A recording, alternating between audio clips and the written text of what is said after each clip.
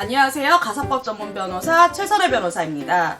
요즘 상담을 오시는 분들 중에요, 자녀의 성분을 변경하는 것에 대해서 문의 주시는 분들이 참 많거든요. 그런데 찾아오시면서 이런 질문들을 하세요. 요즘 변호사님 블로그를 찾아보니까 예전보다 그 아이의 그 성분 변경하는 게 까다롭다고 하더라고요. 이런 식으로 걱정을 많이 하세요. 그래서 오늘은 법원에서 자녀의 성본을 변경할 때 가장 중요하게 생각하는 부분이 무엇인지, 법적 절차는 어떻게 진행되는지, 이에 따라 여러분들이 준비하셔야 되는 것은 또 어떤 것들이 있는지에 대해 설명을 드리려고 합니다. 우선 우리나라 민법 제 781조에 따라 원칙적으로 자녀는 아버지의 성과 본을 따르게 되어 있습니다. 예외적으로 부모가 혼인신고할 때 엄마의 성과 본을 따르기로 협의한 경우나 부가 외국인이거나 아버지를 알 수 없는 경우 등 특별한 경우에는 엄마의 성을 따를 수도 있어요. 그런데 혼인신고할 때 특별한 이유가 없는데 엄마 성을 따르겠다고 협의하는 경우 거의 없죠. 혼인신고 4번 항목을 보면요, 자녀의 성본을 모의 성본으로 하는 협의를 하셨습니까? 라고 되어 있는데, 보통 아니오 칸에 체크를 하시면 일단 아이는 태어나면 무조건 아빠 성을 따르게 됩니다. 그러다 보니까요, 여성가족부는 지난 1월 공청회를 열고 앞으로는 아이가 태어난 이후에도 아이의 부모의 협의에 따라서 자녀의 성을 정할 수 있도록 제도 개선을 추진하겠다고 밝히기도 했습니다. 실제로 제가 상담했던 사건 중에 이런 사건이 있었어요. 이혼하기로 이미 협의는 다 됐는데 임신 사실을 알게 된 거예요. 그러니까 어차피 헤어질 거니까 남편은 아이를 낳지 말자고 했지만 의뢰인은 이왕 같은 아기 이혼 여부에 상관없이 낳고 싶었던 거죠. 그래서 아이를 낳고 협의 이혼이 완료되게 됩니다. 근데 어차피 남편이 아이를 낳지 말자고 했으니까 남편은 아이에 대한 애정도 없고 아이가 본인의 성을 따르던 안 따르던 관심이 없었어요. 그런데 혼인신고할 때 아빠 성을 따르기로 되어 있다 보니까 어쩔 수 없이 아이가 아빠의 성과 본을 따르다가 이혼 신고 몇 년 후에 엄마의 성과 본으로 변경 신청하는 건도 있었습니다. 성과 본을 가장 많이 변경하는 케이스는요, 아무래도 이혼을 한 이후에 친부의 성과 본을 계속 사용하는 것이 불편하다고 느끼는 경우가 가장 많아요. 특히 재혼을 했는데 아빠와 성이 다를 때 학교 생활이나 사회생활에서 겪는 불이익과 편견으로 인해서 아이가 좀 고통받을 때가 많거든요. 이 경우에 새아빠의 성과 본으로 변경하는 경우가 그 엄마의 성과 본으로 변경하는 경우보다 훨씬 더 많습니다. 근데 블로그들을 보면요, 이런 얘기가 되게 많아요. 재혼 후 1년이 지나야 아이의 성과 본을 변경하는 것이 가능하다. 이거 맞는 얘기일까요? 100% 맞는 얘기는 아닙니다. 사실 재혼 몇 년 후, 이혼 몇 년 후에 이런 거는 법에 정해져 있는 경우는 없어요. 단지 법원에서 재혼 기간을 고려하는 것은 맞습니다. 그래서 재혼 후 1년인 것처럼 설명하는 것들이 되게 많더라고요. 그런데 사실 아이의 성과 본을 변경하는 것의 가장 중요한 포인트는 제가 봤을 때 두 개예요. 가장 중요한 것은 자녀의 복리를 위하여 성본의 변경이 필요하다고 판단되는 경우, 그리고 두 번째는 성본의 변경으로 인해서 아이가 정체성의 혼란을 느끼지 않는지입니다. 그래서 법원에서 가장 중점적으로 보는 부분이요, 아이와 새아빠의 유대관계가 좋은지 여부예요.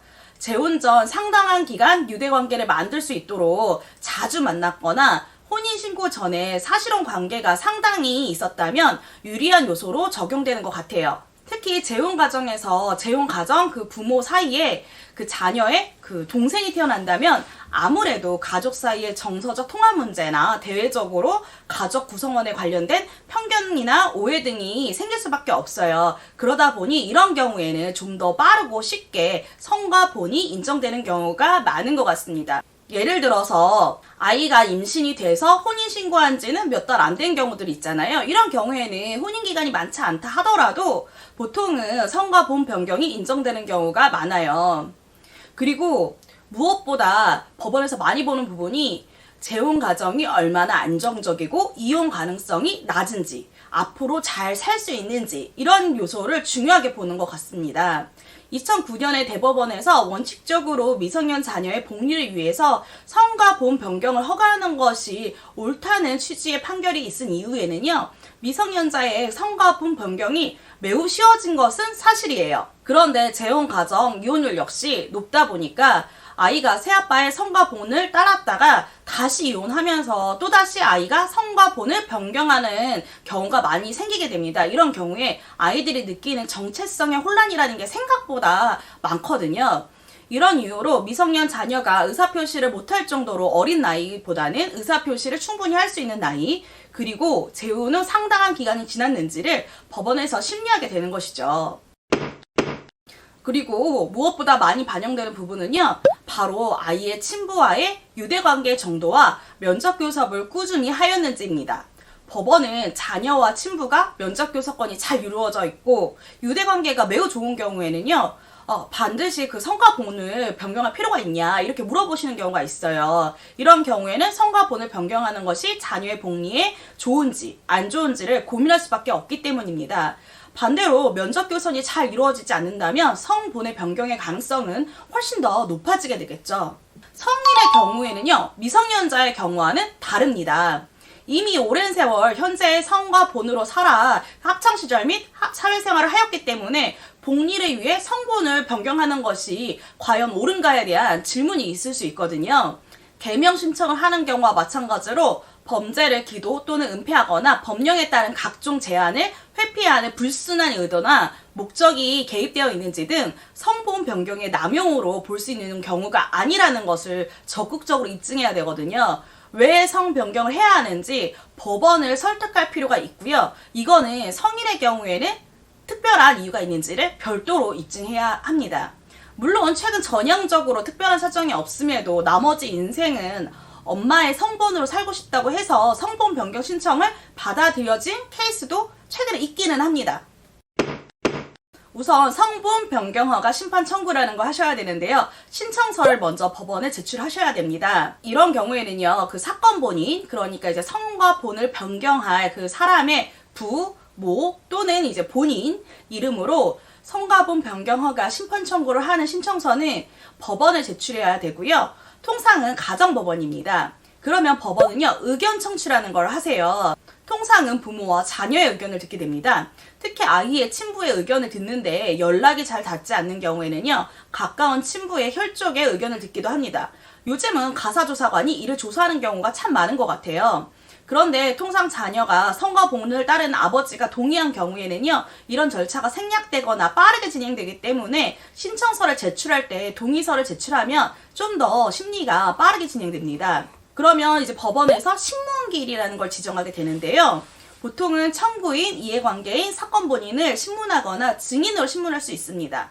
명백한 경우에는 되게 짧게 진행되고요. 증인신문까지 하지 않는 경우가 대부분이에요. 이미 신청서에 이유는 적었지만 사건 본인인 자녀에게 이런 질문들을 판사님들이 하세요. 정말로 성을 변경하는 것이 너가 원하는 것이니? 아니면 성을 새아빠 성으로 갑자기 바꾸게 되면 혼란스럽지 않을까? 이런 질문들을 하시기도 합니다. 무엇보다도 자녀의 복리를 위한 것인 만큼 자녀의 의사를 가장 중요하게 판단하시는 것 같습니다. 성본을 변경할 때 첨부해야 되는 서류는요, 청구인의 가족관계증명서, 혼인관계증명서, 주민등록 초본, 자녀의 기본증명서, 가족관계증명서, 주민등록 등초본, 친부 및 계부의 동의서 및 인감증명서 등이 있습니다. 자세한 서류는 고정 댓글에 제 블로그 링크로 남겨둘 테니까요, 참고해주세요. 지금까지 성분을 변경할 때 가장 중요하게 법원이 생각하시는 부분이 무엇인지 등에 대해서 간단히 설명을 드렸는데요. 도움이 되셨을까요? 궁금한 점이 있으시다면 댓글로 달아주시면 시간이 될 때 최대한 답변 드리도록 하겠습니다. 지금까지 시청해주셔서 감사하고요. 구독과 좋아요, 댓글도 부탁드리겠습니다.